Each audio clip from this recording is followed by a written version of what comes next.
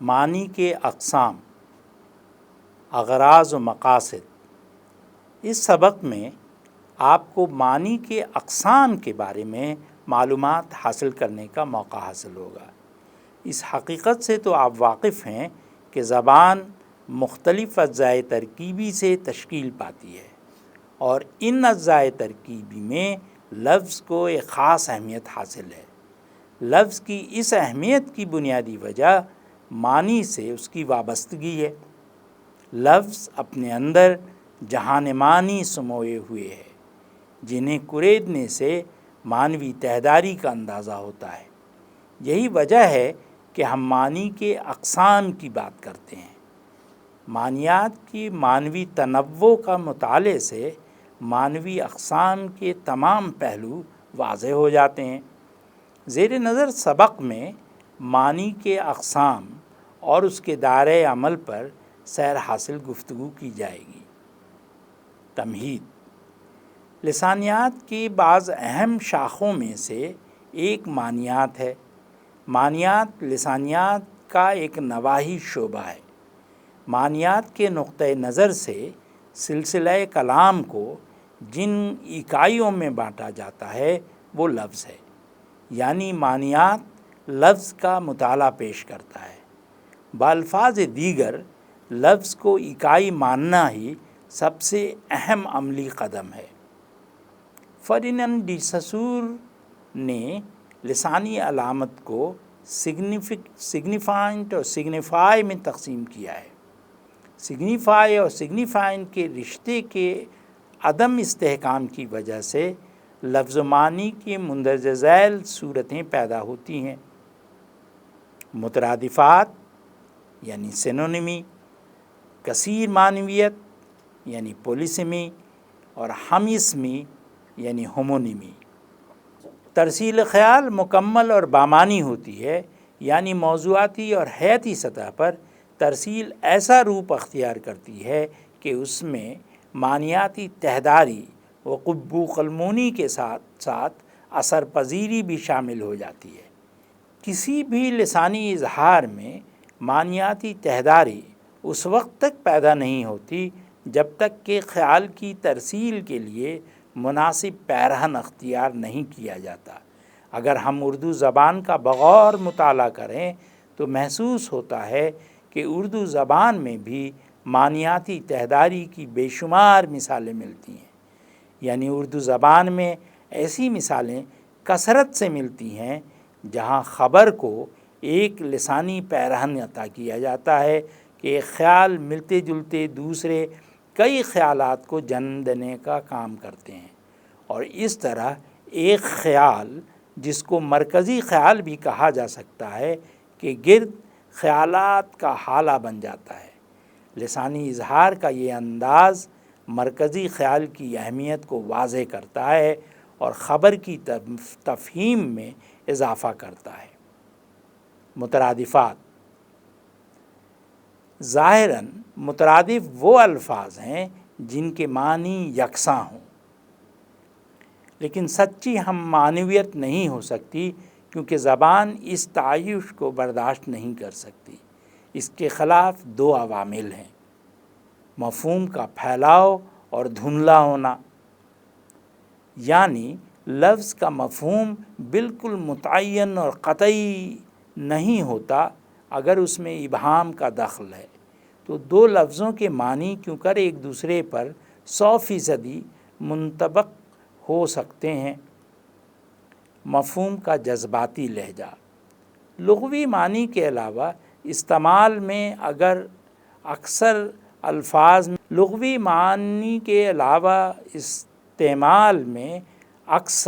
الفاظ میں کسی نہ کسی قسم کا جذباتی لہجہ بھی شامل ہو جاتا ہے۔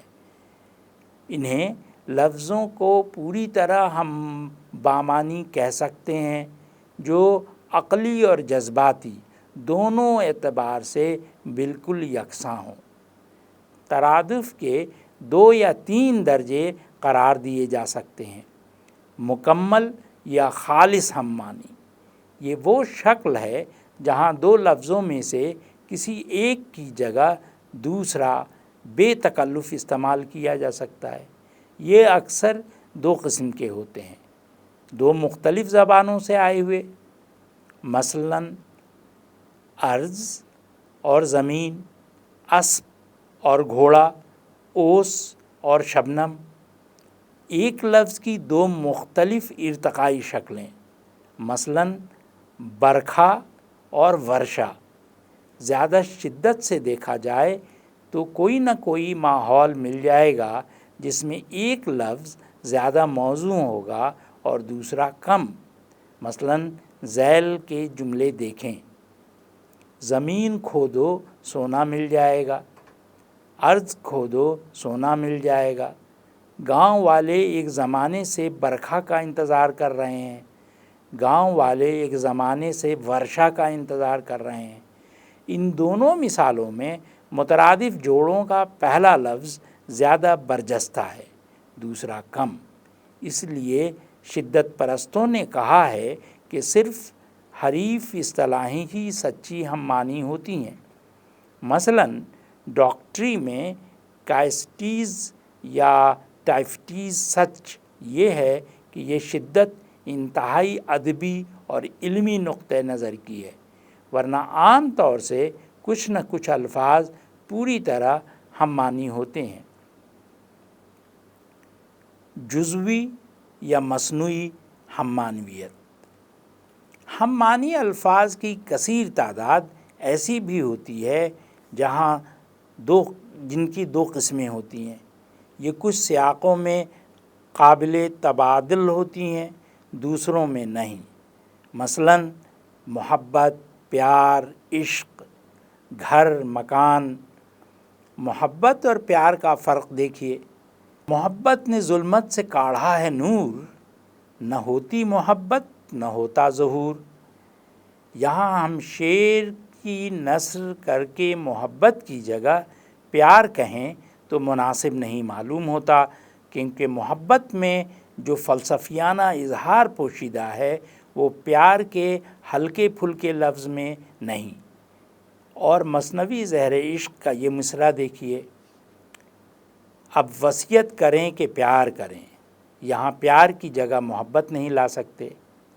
عقلی لحاظ سے قابل تبادلہ ہوتے ہیں لیکن جذباتی لحاظ سے نہیں۔ مثلاً ہوم اور ہاؤس، فریڈم اور لبرٹی، کنسیل اور ہائیڈ، بھنگی اور جمعدار۔ کثیر معنویت، ملٹیپل میننگ۔ عصری لسانیات کے نقطہ نظر سے کثیر معنویت ایک لفظ کے کئی معنی کو کہتے ہیں، لیکن عصریاتی لسانیات کی روح سے ایک صوتی علامت کا ایک مرموز باقی رہا اور اس کے ساتھ دوسرا سگنیفائر پیدا ہو گیا، یعنی پرانے معنی میں بھی زندہ رہے اور نئے معنی کا اضافہ ہو گیا۔ اسے کثیر معنویت کی تین قسمیں ہیں جو ایک طرح سے تین منزلیں ہیں، ان کے ڈانڈے ایک دوسرے سے ملے ہوتے ہیں۔ قسمیں یہ ہیں: اطلاق، مخصوص سیاق میں استعمال، انتقال مفہوم یعنی مفہوم کے ایک جز کی بجائے دوسرے جز پر زور، انگریزی میں اسے شفٹ ان اپلیکیشن یا شفٹ ان ایمفیسس کہتے ہیں۔ مثلاً گنوار کے معنی گاؤں میں رہنے والا اور سادہ لوح ہے۔ کثیر معنویت، پولیسیمی، یہ مرکزی قسم ہے۔ ہم اسمیت، اس میں دو مختلف الفاظ کی وجہ سے ایک حیت کے ہوتے ہیں، مثلاً پلس یعنی دال اور نبض، یا بینک اور بینک۔ ان میں فرداً غور کیا جاتا ہے۔ اینڈمین نے کہا تھا کہ کسی لفظ کے معنی کی تین قسمیں کی جا سکتی ہیں: مرکزی معنی، اطلاقی معنی اور جذباتی مفہوم۔ مونپولی نے دو قسم کے مفاہیم میں تمیز کی ہے، ایک لفظ کے معمول کے معنی ہوتے ہیں اور دوسرے اتفاقی اوکیجنل معنی ہوتے ہیں۔ عنوان کے جذباتی پہلو سے صرف نظر کر لیا جائے تو دو قسم کے معنی ہی بچتے ہیں، ایک مرکزی لغوی معنی اور دوسرے اطلاقی سیاقی معنی۔ گویا پہلے معنی کا تعلق زبان یعنی لانگ سے ہے تو دوسرے کا تکلم یعنی پیرول سے۔ اطلاق میں نقل مفہوم اکثر مجازی معنی یا اس کی اہمیت پر زور دینے سے ہوتا ہے۔ چند مثالیں دیکھیے۔ گنوار کے معنی گاؤں کے رہنے والا، چونکہ دیہاتی سادہ لوح ہوتے ہیں اس لیے گنوار کے ایک معنی سادہ لوح اور غیر مہذب کے ہو گئے۔ چال کے معنی چلنے کا انداز ہے، اس سے ایک معنی مکاری کے ہو گئے۔ بوائے کے معنی لڑکا ہے، چونکہ ہوٹلوں میں لڑکوں کو ملازم رکھا جاتا ہے اس لیے بوائے کے ایک معنی ہوٹل کا بہرہ بھی ہو گیا، گو وہ ملازم 40-50 سال کا کیوں نہ ہو۔ اب آب و ہوا صالح ہیلدی ہوتی ہے، ان سے صالح نقطہ نظر ماخوذ کیا گیا۔ غرض یہ کہ اطلاق میں مفہوم کا انتقال بیشتر مجازی استعمال ہوتا ہے، جب یہ زیادہ مستحکم ہو جاتا ہے تو کثیر معنویت میں بدل جاتا ہے۔ کثیر معنویت پولیسیمی۔ وانڈریز جیسے ماہرین کا کہنا ہے کہ کثیر معنویت کا وجود نہیں، فرد لفظ کی کوئی معنی نہیں ہوتے، وہ جب کلام میں استعمال ہوتا ہے تبھی معنی دیتا ہے اور سیاق میں آ کر کثیر معنوی لفظ کا ایک مفہوم ہی بروئے کار آتا ہے، بقیہ غیر متعلق ہو جاتے ہیں۔ کثیر معنوی الفاظ کے بارے میں یہ طے کرنا مشکل ہو جاتا ہے کہ انہیں ایک لفظ مانا جائے کہ کئی الفاظ۔ تاریخی ارتقاء میں ان لفظوں میں ایک مرکزی مفہوم سے کئی مفہوم پھوٹتے جاتے ہیں، جیسے ایک روشن مرکز سے کئی شعاعیں نکل رہی ہوں۔ مثلاً بار یعنی مرتبہ، بوجھ، پھل، باریابی، پٹی کپڑے کا کترن، بالوں میں پٹی جمانا، لکڑی کی پٹی، ایک قسم کی جمی ہوئی مٹھائی۔ اطلاق کا انتقال کثیر معنویت کا بڑا سرچشمہ ہے۔ پہلے کسی لفظ کے دو معنی پیدا ہوتے ہیں، اس شکل کو بائیسمی کہتے ہیں، اور ایسے لفظ کو ذو معنین اور بعد میں اور زیادہ معنی پیدا ہو سکتے ہیں۔ ہم اسمی، جب دو یا زائد الفاظ کی صوتی حیت بالکل یکساں ہو لیکن ان کے معنی میں بہت زیادہ فرق ہو تو انہیں ہم اسمی کہتے ہیں، یعنی ہومونیم کہتے ہیں۔ ہم اسمی کا وجود سسور کے اس اصول کا بہترین ثبوت ہے کہ مفہوم کا نام روایتی اور منمانا ہوتا ہے۔ 20ویں صدی میں ہم اسمی کا اتنی دلچسپی سے مطالعہ کیا جا رہا تھا کہ لسانیات کی ایک اہم شاخ ہم اسمیات یعنی ہومونیمک بن گئی۔ یہ الفاظ اکثر دو کے جوڑوں میں ہوتے ہیں، لیکن شاذ و نادر دو سے زیادہ بھی مل جاتے ہیں۔ مثلاً میں کل آؤں گا، کل کا گھوڑا، کسی کروٹ کل نہیں پڑتی، یعنی کل کے معنی گزرا ہوا یا آنے والا دن ہے۔ کل کے معنی مشین اور چین بھی ہے۔ ڈاکٹر ہریدیو باہری کا خیال ہے کہ ہندی میں ہم اسمی کے 600 جوڑے یا گروہ ہیں۔ اگر ہندی میں اتنے ہیں تو اردو میں اور بھی زیادہ ہوں گے، کیونکہ یہاں عربی فارسی لفظوں کی عاریت سے بھی ہم اسمی بن گئے ہیں۔ مثلاً مارنا، مار کا امر مار سانپ عاریت سے۔ ایک لفظ اپنی زبان کا ہے، اس کا ہم آواز لفظ دوسری زبان سے مستعار لیا جائے، یا شاید دونوں لفظ ہی دو مختلف زبانوں سے مستعار ہوں۔ ہندی کے نسبت اردو ہم اسموں کی تعداد زیادہ ہے۔ من بمعنی دل، من ایک وزن، کوٹ قلعہ، کوٹ ایک لباس، عام عام، میل یا مجہول سے میل جول، اور میل انگریزی لفظ میل جس کے معنی ڈاک ہیں۔ دونوں لفظوں کی دوسری زبانوں سے مستعار ہونے کی مثال حال یا ہال ہے،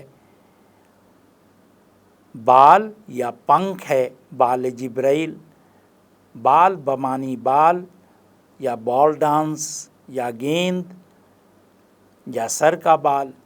عوامی لفظ اصلیات فوک ایٹیمالوجی، بعض اوقات ناواقف عوام کسی مستعار لفظ کو اپنی زبان کے سہل تر لفظ سے ملاتے ہیں اور اس طرح ان کا تلفظ بدل لیتے ہیں۔ بدلے ہوئے لفظ کا ایک جز یا پورا لفظ کسی دوسرے مفہوم کے ساتھ ہم اسم ہو جاتا ہے۔ مثلاً راسپبیری میں بیری کو اردو میں رس بھری کر دیا گیا، یعنی رس سے بھری ہوئی کوئی چیز۔ سالم مصری لاٹ پتھر دھات کا مینار، لاٹ کا پتھر کی لاٹ سے ملتبس کیا، اس طرح لاٹ کے معنی گورنر یا وائسرائے کے ہو گئے۔ سب سے اونچے لاٹ کو دیکھا، حضرت ڈیوک کناٹ کو دیکھا۔ سالم کی جگہ غلط فہمی سے ثابت کا استعمال، بازار سے ثابت ارد لے آؤ، مجھے ثابت مونگ پسند نہیں۔ یہاں ثابت کو پورا کے معنوں میں لیا گیا ہے اور اس لفظ کے دوسرے معنی ثبوت یافتہ یا ٹھہرا ہوا ہے۔ مسخ ہم اسمی پیرونیم، بعض افراد یا گروہ بعض آوازوں کے تلفظ پر قدرت نہیں رکھتے اور انہیں اپنی سہل تر آوازوں کے مماثل کر لیتے ہیں۔ مثلاً ہندی والے اردو خے کو کھ اور غین کو گ یا زے کو جیم یا قاف کو ک بولتے ہیں۔ اردو والے ہندی کے ساکن حروف کو متحرک کر لیتے ہیں۔ افغان اور ایرانی حکاری آوازوں کو غیر حکاری کر دیتے ہیں۔ پنجابی اور اہل ہندی قاف کو ک اور حیدرآبادی لوگ قاف کو خ بولتے ہیں۔ اس طرح مخصوص بولیوں میں ہم اسم پیدا ہو جاتے ہیں، ان میں ایک مسخ تلفظ پر مبنی ہوتا ہے۔ ہم اسمی کثیر معنویت سے بھی زیادہ التباس کا موجب ہے۔ دو ہم اسموں میں معنی کا جتنا زیادہ فرق ہوگا ان کی ہم اسمی سے اتنا ہی زیادہ انتشار ہوگا۔ مثلاً ذیل کا شعر ملاحظہ ہو، دختر درزی کا سینہ دیکھ کر جی میں آتا ہے کہ ململ دیجیے، دختر درزی کا سینہ دیکھ کر جی میں آتا ہے کہ مل مل دیجیے۔ اہم نکات پوائنٹس ٹو پونڈر۔ لسانیات کی بعض اہم شاخوں میں سے ایک معنیات ہے۔ معنیات لسانیات کا ایک نواحی شعبہ ہے۔ فرڈیننڈ ڈی سسور نے لسانی علامت کو سگنیفائنٹ اور سگنیفائی میں تقسیم کیا ہے۔ سگنیفائی اور سگنیفائن کے رشتے کے عدم استحکام کی وجہ سے لفظ و معنی کے مندرجہ ذیل صورتیں پیدا ہوتی ہیں۔ مترادف وہ الفاظ ہیں جن کے معنی یکساں ہوں لیکن سچی ہم معنویت نہیں ہو سکتی، کیونکہ زبان اس تعیش کو برداشت نہیں کر سکتی۔ کثیر معنویت ایک لفظ کی کئی معانی کو کہتے ہیں۔ کثیر معنوی الفاظ کے بارے میں یہ طے کرنا مشکل ہو جاتا ہے کہ انہیں ایک لفظ مانا جائے کہ کئی الفاظ۔ تاریخی ارتقاء میں ان لفظوں میں ایک مرکزی مفہوم سے کئی مفہوم پھوٹتے جاتے ہیں، جیسے ایک روشن مرکز سے شعاعیں نکل رہی ہوتی ہیں۔ جب دو یا زیادہ الفاظ کی صوتی حیت بالکل یکساں ہو لیکن ان کے معنی میں بہت زیادہ فرق ہو تو انہیں ہم اسمی کہتے ہیں۔ بعض افراد یا گروہ بعض آوازوں کے تلفظ پر قدرت نہیں رکھتے اور انہیں اپنی سہل تر آوازوں کے مماثل کر لیتے ہیں، اسے مسخ ہم اسمی کہتے ہیں۔ خلاصہ، لسانیات کے بعض اہم شاخوں میں سے ایک معنیات ہے۔ معنیات لسانیات کا ایک نواحی شعبہ ہے۔ معنیات کے نقطہ نظر سے سلسلہ کلام کو جن اکائیوں میں بانٹا جاتا ہے وہ لفظ ہے، یعنی معنیات لفظ کا مطالعہ پیش کرتا ہے۔ بالفاظ دیگر، لفظ کو اکائی ماننا ہی سب سے اہم عملی قدم ہے۔ فرڈیننڈ ڈی سسور نے لسانی علامت کو سگنیفائنٹ اور سگنیفائی میں تقسیم کیا تھا۔ سگنیفائی اور سگنیفائنٹ کے اس رشتے کے عدم استحکام کی وجہ سے لفظ و معنی کی مندرجہ ذیل صورتیں پیدا ہوتی ہیں۔ مترادفات، کثیر معنویت، ہم اسمی۔ ترسیل خیال مکمل اور بامعنی ہوتی ہے، یعنی موضوعاتی اور حیاتی سطح پر ترسیل ایسا روپ اختیار کرتی ہے کہ اس میں معنیاتی تہداری و بوق المونی کے ساتھ ساتھ اثر پذیری بھی شامل ہو جاتی ہے۔ کسی بھی لسانی اظہار میں معنیاتی تہداری اس وقت تک پیدا نہیں ہوتی جب تک خیال کی ترسیل کے لیے مناسب پیرہن اختیار نہیں کیا جاتا۔ اگر ہم اردو زبان کا بغور مطالعہ کریں تو محسوس ہوتا ہے کہ اردو زبان میں بھی معنیاتی تہداری کی بے شمار مثالیں ملتی ہیں، یعنی اردو زبان میں ایسی مثالیں کثرت سے ملتی ہیں جہاں خبر کو ایسا لسانی پیرہن عطا کیا جاتا ہے کہ ایک خیال ملتے جلتے دوسرے کئی خیالوں کو جنم دینے کا کام کرتے ہیں، اور اس طرح ایک خیال، جس کو مرکزی خیال بھی کہا جا سکتا ہے، کے گرد خیالات کا ایک حالہ بن جاتا ہے۔ لسانی اظہار کا یہ انداز مرکزی خیال کی اہمیت کو واضح کرتا ہے اور خبر کی تفہیم میں اضافہ کرتا ہے۔